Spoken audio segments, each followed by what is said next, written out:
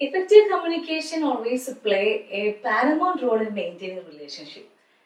അത് ഏത് റിലേഷൻഷിപ്പ് ആണെങ്കിലും ഇഫക്റ്റീവായിട്ട് കമ്മ്യൂണിക്കേറ്റ് ചെയ്യാൻ പറ്റിയില്ലെങ്കിൽ അതൊരിക്കലും വിജയകരമാവില്ല. പ്രത്യേകിച്ച് ജെൻസി കുട്ടികളുമായി പാരൻസ് നടത്തുന്ന ഒരു കമ്മ്യൂണിക്കേഷൻ എല്ലായിടത്തും ചർച്ചാ വിഷയമാണ്. നമ്മൾ എപ്പോഴും ഫോളോ ചെയ്യുന്ന ട്രഡീഷണൽ ആയിട്ടുള്ള ഒരു ടോപ്പ് ഡൗൺ മെത്തേഡിൽ നിന്നും നമ്മൾ മാറേണ്ടത് ഇപ്പോൾ ഒരു കൊളാബറേറ്റീവ് ആയിട്ടുള്ള ഒരു പിയർ ലൈക്ക് പാർട്ണർഷിപ്പിലോട്ടാണ്.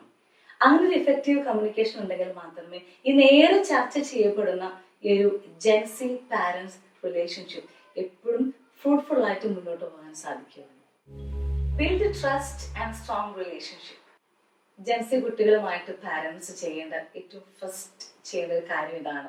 നമ്മൾ അവരുടെ കൂടെയാണ്, അവരെ പോലെ ഒരാളാണ്, അല്ലാതെ ഞാൻ അവരുടെ അമ്മയാണ്, ഞാൻ അവരുടെ അച്ഛനാണ് എന്നുള്ളൊരു ടോപ്പ് ഡൗൺ റിലേഷൻഷിപ്പിന് പകരം നിങ്ങൾക്ക് എന്തും എന്നോട് തുറന്നു പറയാം എന്നുള്ളൊരു പിയർ ഗ്രൂപ്പ് കമ്പനി നമ്മൾ എപ്പോഴും ഉണ്ടാക്കിയെടുക്കുന്നതാണ് ഏറ്റവും നല്ലത്. അതിന് നമുക്ക് ചെയ്യാൻ പറ്റുന്നത് നല്ല ഫണ്ണി റീൽസ് അയച്ചു കൊടുക്കാം. ചിലപ്പോൾ അവരതിന് മറുപടി നമുക്ക് തന്നില്ലെങ്കിലും എപ്പോഴും ഒരു ഫണ്ണി നോട്ട് അയക്കാം, അല്ലെങ്കിൽ അവരോട് എപ്പോഴും കമ്മ്യൂണിക്കേറ്റ് ചെയ്തുകൊണ്ടേയിരിക്കാം. എന്തും അവർക്ക് നമ്മളോടൊന്ന് പറയാം, അല്ലെങ്കിൽ എന്തും നമുക്ക് അവരുമായിട്ട് ഡിസ്കസ് ചെയ്യാം എന്നുള്ള ഒരു സ്ട്രോങ് ബേസ് ഉണ്ടാക്കിയെടുക്കുക എന്നുള്ളതാണ് ആ ഒരു റിലേഷൻഷിപ്പ് ഏറ്റവും മെയിൻറ്റെയിൻ ചെയ്യാനുള്ള ഫസ്റ്റ് വഴി. അപ്പൊ എപ്പോഴും അവർക്ക് ആദ്യം വന്ന് അപ്രോച്ച് ചെയ്യാൻ പറ്റിയ ഒരാളായി നമ്മൾ പാരൻസ് മാറുക എന്നുള്ളതാണ് ഏറ്റവും പരമപ്രധാനമായ മാർഗം. Support emotional wellbeing. ഇക്കാലത്ത് മെന്റൽ ഹെൽത്തിനാണ് നമ്മൾ ഏറ്റവും പ്രാമുഖ്യം കൊടുക്കുന്നത്. സ്കൂൾ ഇലക്ഷന് മത്സരിച്ച് ഒരു വോട്ടിന് തോറ്റ എൻ്റെ മകളെ ഞങ്ങൾ എല്ലാവരും കൺസോൾ ചെയ്തു. ഈ ഒരു ദുഃഖം 2 ദിവസത്തോളം നീണ്ടു. ഞാൻ കരുതി അത് ഓക്കെ ആവുമെന്ന്. ഞങ്ങൾ പലതരത്തിൽ അവളെ ആശ്വസിപ്പിച്ചു. അവൾക്ക് അവളുടേതായ കാരണങ്ങളുണ്ട്, അത് നമ്മളോട് പറയുമ്പോൾ അത് സത്യമാണ്, അല്ലെങ്കിൽ അതൊരു ന്യായമുള്ള കാര്യമാണെന്ന് നമുക്കും തോന്നുന്നു. പക്ഷെ നമുക്ക് ആശ്വസിപ്പിക്കാനായിട്ട് മാത്രമേ സാധിക്കുകയുള്ളൂ. 3-ാമത്തെ ദിവസം ഞാൻ ജോലി കഴിഞ്ഞ് വരുമ്പോൾ എന്നോട് പറഞ്ഞൊരു സെന്റൻസ് ഇങ്ങനെയാണ്: മമ്മിക്ക് ഇത് ഒത്തിരി സില്ലി ആയിട്ട് തോന്നാം, പക്ഷേ ഇറ്റ് സ്റ്റിൽ ഹേർട്സ്. എനിക്ക് തോന്നിയ കാര്യം സത്യമാണ്. നമുക്ക് സില്ലിയായ കാര്യങ്ങൾ നമ്മുടെ കുട്ടികൾക്ക് ചിലപ്പോൾ ഒത്തിരി വേദനിപ്പിക്കുന്നതായിരിക്കാം. അവരുടെ മനസ്സിൽ ചിലപ്പോൾ ആ തോൽവി അക്സെപ്റ്റ് ചെയ്യാൻ പറ്റുന്നുണ്ടായിരിക്കില്ല. അത് അവരെ ജസ്റ്റിഫൈ ചെയ്യാൻ ശ്രമിക്കുന്നുണ്ടെങ്കിലും അതിന്റെ കാരണങ്ങൾ അവർക്ക് നിരത്തുമ്പോൾ അത് ഡിസേർവ് ചെയ്യുന്നില്ല എന്ന് നമുക്ക് തോന്നുന്നുണ്ടായിരിക്കും. ഇങ്ങനെയുള്ള സിറ്റുവേഷൻസ് വരുമ്പോൾ പല പാരൻസും ഇങ്ങനെ ഞെട്ടിപ്പോകും. എന്തുകൊണ്ട് ഇവർക്ക് മനസ്സിലാക്കാൻ സാധിക്കുന്നില്ല?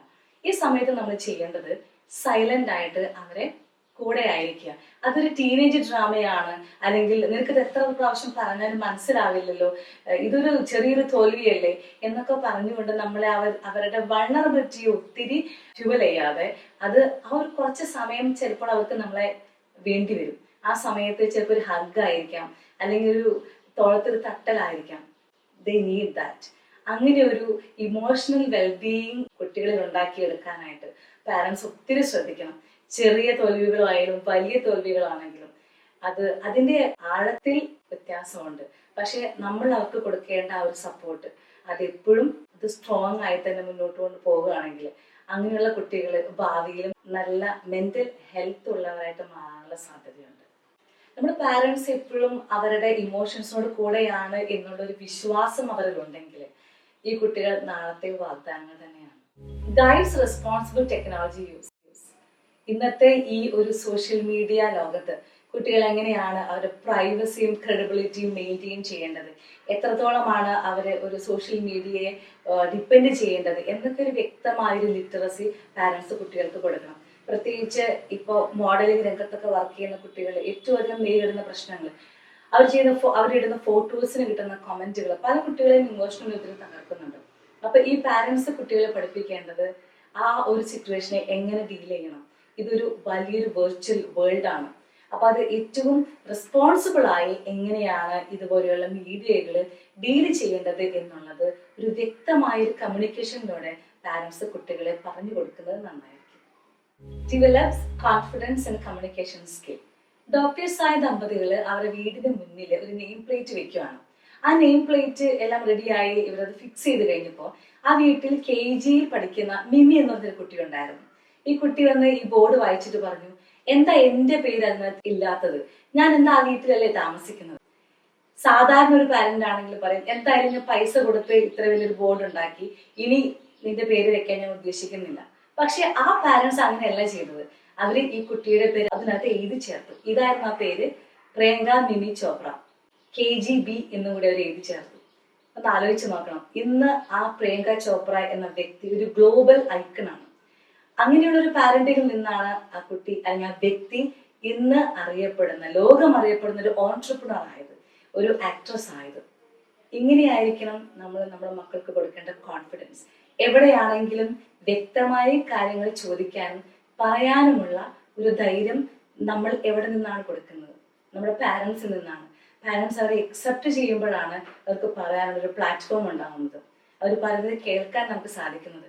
നമ്മളുടെ അടുത്ത് നിന്ന് അവർക്ക് ലഭിക്കുന്ന ആ കോൺഫിഡൻസ് ആണ് ലോകത്തോട് പറയാൻ അവരെ പ്രാപ്തരാക്കുന്നത്. So we can make them so confident and they make us proud. Provides values and life guidance. എനിക്കിതിനകത്ത് നല്ലൊരു എക്സാമ്പിൾ പറയാനുള്ളത്, ഒരു 3-4 ബോയ്സ് ഒരു റോഡിൽ കൂടെ നടന്നു പോവാണ്. അപ്പോൾ ഒരു 2 പെൺകുട്ടികൾ ഓപ്പോസിറ്റ് നിന്ന് വരുന്നു. നല്ലൊരു ക്രൗഡഡ് റോഡാണ്.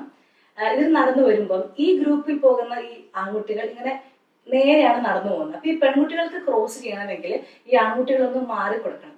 ഇതിനകത്ത് ഒരു ബോയ് ഇവർ വരുന്നത് കണ്ടപ്പോൾ പറഞ്ഞു, എടാ മാറി കൊടുക്കടാ, ഈ പെൺകുട്ടികൾ കടന്നു പോകട്ടെ എന്ന് പറഞ്ഞു. അതേസമയം ആ ഗ്രൂപ്പിൽ തന്നെയുള്ള ഒരു കുട്ടി പറഞ്ഞു, ഇവരെന്താ ദൈവമാണോ, നമുക്ക് മാറി കൊടുക്കേണ്ട ആവശ്യമുണ്ട്, വേണമെങ്കിൽ അവർ മാറിപ്പോകട്ടെ. എന്നെ ഒത്തിരി ചിന്തിപ്പിച്ചൊരു കാര്യം ഇതായിരുന്നു. 2 പേരും ബോയ്സ് ആണ്, ഒരേ സമപ്രായക്കാരാണ്. എന്തുകൊണ്ടാണ് 2 പേരും 2 തരത്തിൽ ആ ഒരു സിറ്റുവേഷൻ നേരിട്ടത്? ഇവിടെയാണ് നമ്മുടെ പാരന്റ്സ് ചിന്തിക്കേണ്ടത്. നമ്മൾ എന്ത് വാല്യൂ ആണ് അവർക്ക് കൊടുക്കുന്നത്? അത് കടന്നു പോകുന്നത് ഒരു പെൺകുട്ടി ആയിക്കോട്ടെ, കുഞ്ഞു കുട്ടി ആയിക്കോട്ടെ, ഒരു മുതിർന്ന ആളായിക്കോട്ടെ, നമ്മൾ എങ്ങനെയാണ് മറ്റുള്ളവർക്ക് റെസ്പെക്ട് കൊടുക്കുന്നത്? അപ്പൊ നമ്മൾ ചിന്തിക്കാൻ നമ്മൾ എങ്ങനെ പറഞ്ഞു കൊടുക്കണം? നമ്മൾ എന്താണ് ചെയ്യുന്നത്? ദേ മിറർ us. അവർക്ക് വേണ്ടത് നമ്മൾ പറഞ്ഞു കൊടുക്കുന്ന ലെസൺസ് അല്ല, നമ്മൾ എന്താണോ അവർക്ക് കാണിച്ചു കൊടുക്കുന്നത് അതായിരിക്കും അവർ ഫോളോ ചെയ്യുന്നത്. സോ നമുക്ക് നമ്മുടെ വാല്യൂസ് അവർക്ക് പകർന്നു കൊടുക്കാം, പഠിപ്പിച്ചു കൊടുക്കാൻ പറ്റില്ല. അപ്പൊ ഇങ്ങനെയുള്ള പകർന്നു കൊടുക്കലുകൾ അവരുടെ ജീവിതത്തിൽ, മുന്നോട്ടുള്ള ജീവിതത്തിൽ അവർ നമുക്ക് എപ്പോഴും ഒരു സ്വർണ്ണ കിരീടങ്ങളായിട്ട് മാറാനുള്ള ഒരു വഴിയാണ്. അതുകൊണ്ട് അവരുടെ ജീവിതത്തിൽ തിരഞ്ഞെടുക്കുന്ന വഴികൾ കരിയർ ആവാം, റിലേഷൻഷിപ്പ് ആവാം, എവിടെയും അവർ മിന്നിത്തിറങ്ങുന്ന താരങ്ങളായിട്ട് മാറും. Effective communication always helps parents to maintain a strong connection with their Gen Z children. നല്ലൊരു ഇമോഷണൽ സെക്യൂരിറ്റി കൊടുത്തുകൊണ്ട്, ഒരു ജഡ്ജ്മെന്റും ഇല്ലാതെ അവരെ നല്ലതുപോലെ മനസ്സിലാക്കി അവരെ കൂടെ നിർത്താനായിട്ട് പാരൻസിന് സാധിക്കും. നമ്മൾ അവർ കൂടെയുണ്ട് എന്നുള്ളൊരു ട്രസ്റ്റ് വളർത്തിയെടുക്കുക, എന്തും നിങ്ങൾക്ക് തുറന്നു പറയാമെന്നുള്ളൊരു കോൺഫിഡൻസ് ഉണ്ടാക്കിയെടുക്കുക. ഇങ്ങനെയുള്ള ചില മാറ്റങ്ങളിലൂടെ നമുക്കും അവരെ ഒരു പിയർ ഗ്രൂപ്പിലോട്ട് ചേർത്തുകൊണ്ട് നമ്മുടെ പാരൻസ് മക്കൾക്ക് കൊടുക്കാവുന്ന ഏറ്റവും നല്ലൊരു സമ്മാനമായിട്ട് ഒരു ഇഫക്റ്റീവ് കമ്മ്യൂണിക്കേഷൻ മാറട്ടെ.